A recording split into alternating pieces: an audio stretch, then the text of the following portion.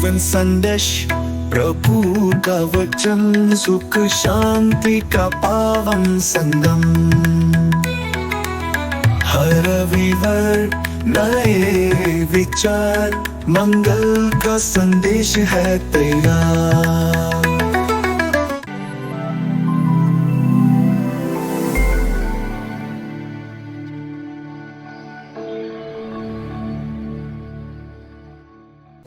मैं तुम्हें एक नई आज्ञा देता हूं, तुम एक दूसरे को प्रेम करो। यही प्रभु यीशु का हमारे लिए अंतिम संदेश है और यही पास्का की सबसे बड़ी पुकार है। क्रिस्त में मेरे प्रिय भाइयों बहनों, हम पास्का के 5वें इतवार को मना रहे हैं। पास्का का यह समय केवल एक उत्सव नहीं है, यह एक नई जिंदगी जीने का, एक नया दिल पाने का और सबसे बढ़कर एक नया प्रेम करने का तरीका सीखने का आमंत्रण है।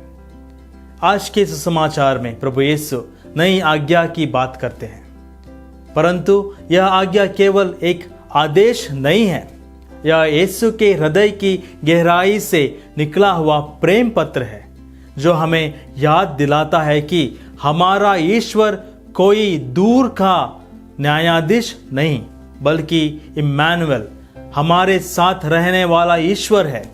प्रेम ही वह असली पहचान है जिससे लोग जान पाएंगे कि हम मसीह के सच्चे शिष्य हैं।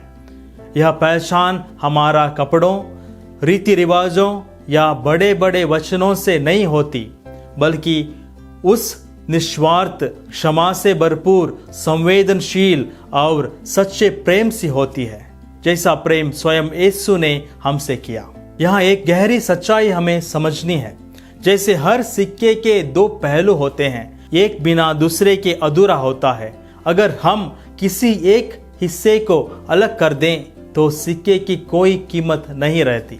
उसी प्रकार प्रभु की यह आज्ञा, ईश्वर से प्रेम करो और एक दूसरे से प्रेम करो, दो अलग बात नहीं है, बल्कि एक ही सिक्के का दो पहलू हैं।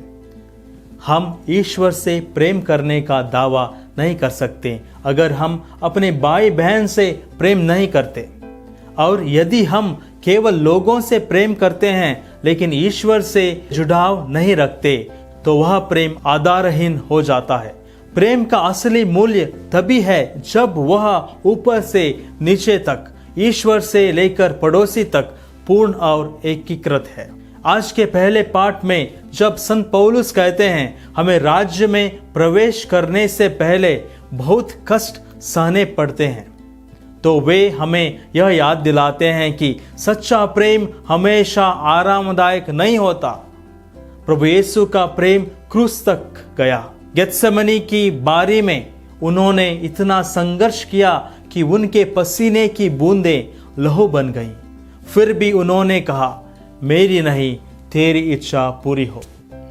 आज यीशु हमसे भी वैसे ही प्रेम चाहते हैं, ऐसा प्रेम जो केवल भावना नहीं बल्कि त्याग है, ऐसा प्रेम जिसमें हम अपनी इच्छाओं को एक ओर रखकर दूसरों की भलाई और प्राथमिकता दें। क्या आज हम ऐसे प्रेम में जी रहे हैं? क्या हमारे घर, हमारे गिरजाघर, हमारे संबंधों में यीशु के प्रेम की खुशबू फैल रही है?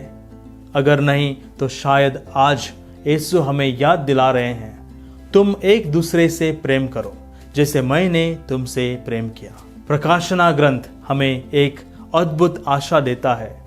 वह दिन जब एक नई पृथ्वी और नया स्वर्ग होगा, जहां न कोई आंसू होंगे, न मृत्यु, न शोक, लेकिन उस नए यरूशलेम की शुरुआत भविष्य में कहीं दूर नहीं होती। वह यहीं शुरू होता है जब यीशु का प्रेम हमारे जीवन में जीवित होता है, जब हमारे घरों में क्षमा और सेवा का वातावरण होता है, जब हमारी कलीसिया में एकता और करुणा का राज होता है, तब वही नया यरूशलेम हमारे बीच प्रकट होता है। यीशु का प्रेम केवल भविष्य की आशा नहीं है, वह आज की वास्तविकता बन सकता है अगर हम प्रभु का आदेश को हमारे जीवन में जी रहे हैं। मेरे प्रिय भाइयों बहनों, आज प्रभु हमसे केवल प्रेम करने को नहीं कहते, वे कहते हैं जैसे मैंने तुमसे प्रेम किया वैसे ही तुम एक दूसरे से प्रेम करो। यह प्रेम क्या है? यह प्रेम क्षमा करने वाला है। जैसे उन्होंने पापित स्त्री से कहा, मैं भी तुम्हें दंड नहीं दूंगा। यह प्रेम संवेदनशाली है। जैसे उन्होंने भेड़ों की भीड़ को देखकर दया की। यह प्रेम सच्चा है। जो प्रेम ईर्ष्या न करता है, घमंड न करता है, सब कुछ सह लेता है।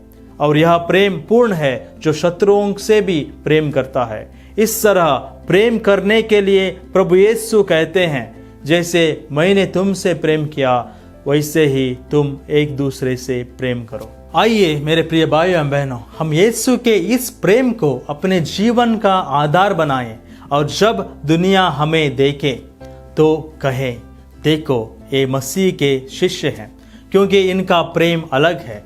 जैसे हमारा स्वर्गिक पिता पूर्ण है वैसे ही हम भी पूर्ण बने। आमीन।